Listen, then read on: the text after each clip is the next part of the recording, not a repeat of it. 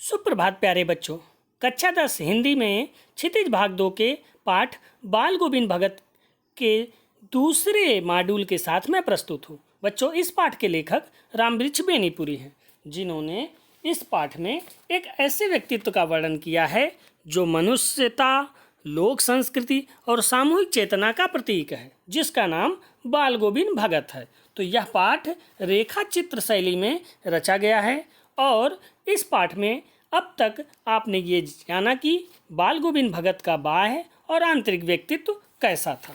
यानी बाल गोविंद भगत जो 60 वर्ष की कुछ अधिक उम्र के थे, गोरे चिट्टे थे, सफ़ेद बालों से उनका चेहरा ढका हुआ, शरीर पर एक लंगोटी माथ धारण करते थे, सिर पर कनफटी टोपी कबीरदास जैसे पहनते थे और जाड़े में एक काली कमली शरीर पर धारण करते थे। उनके चेहरे के मस्तक पर रामानंदी चंदन लगा होता, गले में तुलसी की माला धारण किए रहते थे।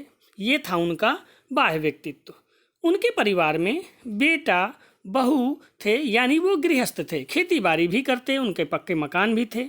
इस तरीके से कहें तो वह गृहस्थ व्यक्ति थे, लेकिन सांसारिक जीवन में साधु की तरह ही वो रहते। साधु की परिभाषा पर वो खरे उतरने वाले थे, क्योंकि साधुओं सा व्यवहार करते, कबीर को ही अपना आदर्श मानते, उन्हें ही अपना साहब ईश्वर मानते, उन्हीं के भक्ति के गीत गाते, उन्हीं के बताए गए रास्तों पर चलते, किसी की वस्तु बिना पूछे हुए नहीं लेते थे।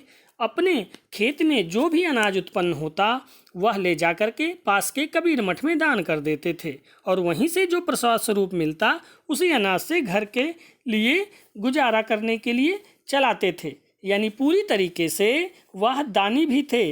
वो अपने जीवन में उतना ही रखते जितना उन्हें आवश्यकता रहती थी। तो इस तरीके से बाल गोविंद भगत गृहस्थ होते हुए भी साधु कहलाने के हकदार थे।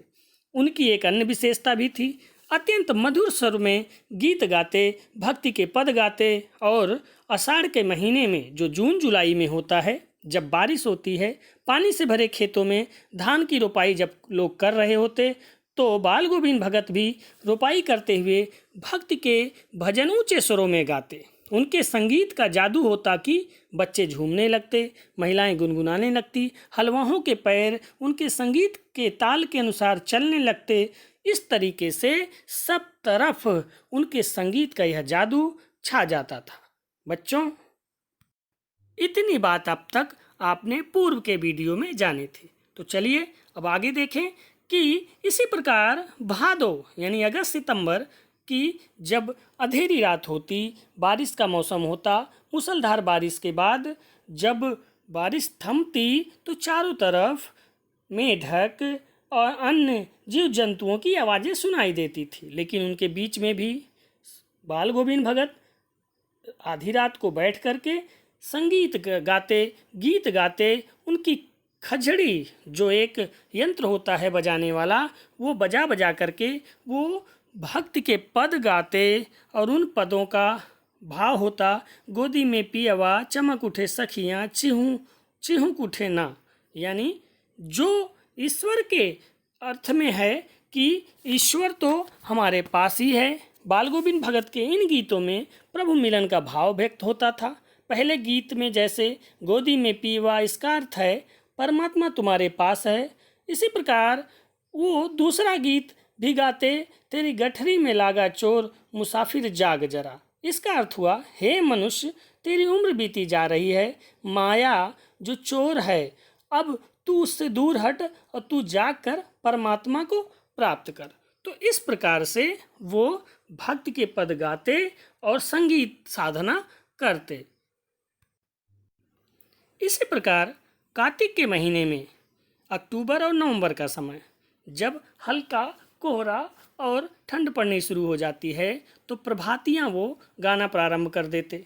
प्रभातियाँ यानी प्रभात के समय, भोर के समय गाए जाने वाले गीत को कहते हैं। वह प्रातः उठ करके 2 मील दूर स्नान करते और वहीं पास के पोखरे पर बैठ करके, ऊंचे स्थान पर बैठ करके खजड़ी लेकर गीत गाते थे। इस प्रकार से उनकी संगीत साधना प्रत्येक महीने में चलती रहती। माघ के ठंड भरे मौसम में जब चारों तरफ कुहासा छाया होता, वातावरण एक अजीब से रहस्य से भरा होता, तो बाल गोविंद भगत जो है वहाँ पोखरे की टीली पर बैठ करके संगीत की साधना करते और खजड़ी लेकर मदमस्त होकर गीत गाते। लेखक कहता है कि मुझे भी उनकी संगीत ने सुबह उठा दिया और मैं एक बार उनके इस गीत को सुनने के लिए पोखरे पर गया तो वहाँ मैंने देखा कि वो मस्त होकर गीत गा रहे हैं। जब भयंकर ठंड पड़ रही है, फिर मैं कांप रहा हूँ, लेकिन उनके मस्तक पर बार बार पसीने की बूंदें चमक रही थी। यानी हम कह सकते हैं कि संगीत साधना करते हुए वह इतने जोश में आ गए थे कि वो मस्त होकर के पूरे मन से गीत गा रहे थे और उनके मस्तक पर उनके परिश्रम का फल दिखाई दे रहा था, पसीने की बूंदें चमक रही थी। तो बच्चों, इसी प्रकार से संगीत साधना में गर्मियों की जब उमस भरी शाम होती, मित्र मंडली उनके घर पर बैठ जाते और वो लोग संगीत में इतना लीन हो जाते, इतना प्रसन्नता के साथ मन तन पर संगीत उनका हावी हो जाता था कि वे सभी गाना गाते गाते नृत्य भी करने लगते थे। तो इस प्रकार कह सकते हैं कि बाल गोविंद भगत संगीत के प्रति अत्यंत समर्पित थे और वो भक्ति के पद गाते, ईश्वर के वर्णन में अपना गीत प्रयोग करते। तो बच्चों, बाल गोविंद भगत की बाह्य व्यक्तित्व, उनका आंतरिक स्वरूप, साधु जैसा स्वभाव, उनके परिवार के लोग, उनकी संगीत के प्रति प्रत्येक मौसम में जो क्रियाकलाप हैं, इन बातों को आपने अब तक जाना। तो चलिए अब कुछ बहुविकल्पी प्रश्नों से अपने इस ज्ञान को परखते हैं। पहला बहुविकल्पीय प्रश्न है, बाल गोविंद भगत के गीतों की क्या विशेषता थी? का खजड़ी के ताल पर गाते थे, खा रात्रि के समय गीत गाते थे, गा ईश्वर के प्रति आस्था तथा प्रेम पर आधारित गीत गाते थे, और घा उपयुक्त सभी। बच्चों, वैसे तो वो प्रत्येक समय गीत गाते थे, खजड़ी के ताल पर भी गाते थे, लेकिन सबसे सटीक उदाहरण होगा कि ईश्वर के प्रति आस्था तथा प्रेम पर आधारित गीत गाते थे, क्योंकि वो कबीर के पदों को गाते थे। तो इसलिए आपका विकल्प गा सही है। प्रश्न नंबर 2, तेरी गठरी में लागा चोर में चोर से क्या आशय है? ये निर्गुण उपासक गीत के हैं, कबीरदास के पदों की तरह रचना ये है, इसलिए पहला विकल्प का माया, दूसरा खा झंझट, तीसरा विकल्प गा कष्ट, चौथा घा संसार में इसका सही उत्तर हुआ माया। यानी ईश्वर तो तुम्हारे पास ही है, लेकिन तुम अपने गठरी को बचाने में लगे हो, माया में पड़े हो। तो यहाँ पर का विकल्प सही है। प्रश्न नंबर 3, प्रभातियाँ का क्या अर्थ है?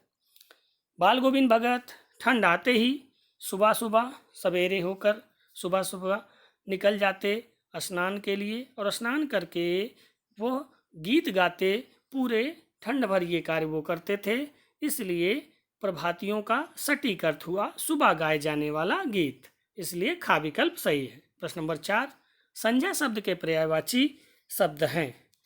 इस पाठ में गर्मियों में उनकी संध्या कितनी उमस भरी शाम को ना शीतल करती। पंक्तियां स्पष्ट करती हैं कि संध्या शाम शब्द का पर्यायवाची हुआ विकल्प गा, संध्या या शाम। बच्चों, तो चलिए कुछ अन्य प्रश्नों के माध्यम से आप अपने अभ्यास कार्य को करेंगे। बाल गोविंद भगत के गीत संगीत को आप संगीत साधना कहेंगे या भक्ति?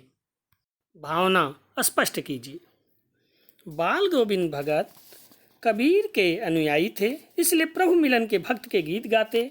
उनके गीतों में परमात्मा से मिलने की चाहत दिखाई देती थी। उनके गीत सभी के दिल को छू जाते थे।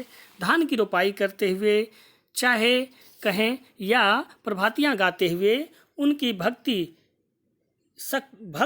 के गीत स्पष्ट होते। उनका गीत संगीत मनोरंजन के लिए नहीं था, वह तो अपने गीतों के द्वारा प्रभु से मिलने का गुहार लगाते थे। इसलिए उनके गीतों को कोरी संगीत साधना नहीं कह सकते, बल्कि संगीत भक्ति भावना का यह एक सशक्त माध्यम है, इसलिए हम इसे भक्ति भावना कह सकते हैं। दूसरा प्रश्न, बाल गोविंद भगत के किन गुणों के कारण लोगों का कुतूहल होता था? कुतूहल यानी उत्सुकता। बाल गोविंद भगत साधु प्रवृत्ति के आदमी थे, परंतु गृहस्थ जीवन का निर्वाह भी पूरी निष्ठा से करते। खेती बाड़ी करते, प्रतिदिन उठकर 2 मील स्नान करने जाते, पोखरे के किनारे बैठकर प्रभु भक्त के गीत गाते। कपकपाती सर्दी हो या उमस की गर्मी, किसी भी मौसम में उनकी दिनचर्या नहीं बदलती। उनकी यह सरलता, सादगी, निस्वार्थ भावना जैसे गुण ही गांव के लोगों के लिए कौतूहल होता था। प्रश्न नंबर 3, गर्मियों के दिनों में बाल गोविंद भगत के गीतों को सुनकर लोगों पर क्या प्रभाव पड़ता? तो उनके जो मित्र होते, उनके संगीत उन पर पूरी तरह से प्रभावी होते और वो नृत्य करने भी लगते, झूमने लगते, गाते और वह नृत्य भी करते। प्रश्न नंबर 4, बाल गोविंद भगत पाठ के आधार पर ग्रामीण जीवन के सजीव झांकी को प्रस्तुत कीजिए। तो इस पाठ में ग्रामीण दिनचर्या का वर्णन है और बाल गोविंद भगत के द्वारा यह दिखाया गया है कि आदमी और औरतें दोनों कृषि कार्य और खेती बाड़ी में अपना योगदान देते हैं, सामूहिक रूप में कार्य करते हैं। जब बाल गोविंद भगत गीत गाते तो संगीत प्रेमी उनके साथ बैठ जाते, गायन में उनका साथ देते। इस तरीके से ग्रामीण जीवन की झांकी यहाँ स्पष्ट है और उनके भाईचारे की भावना भी स्पष्ट दिखाई देती है। तो बच्चों, इस वीडियो में इतना ही। उम्मीद करते हैं कि आपको अब तक का पाठ समझ में आया होगा। फिर अगले वीडियो में मिलते हैं। जय हिंद।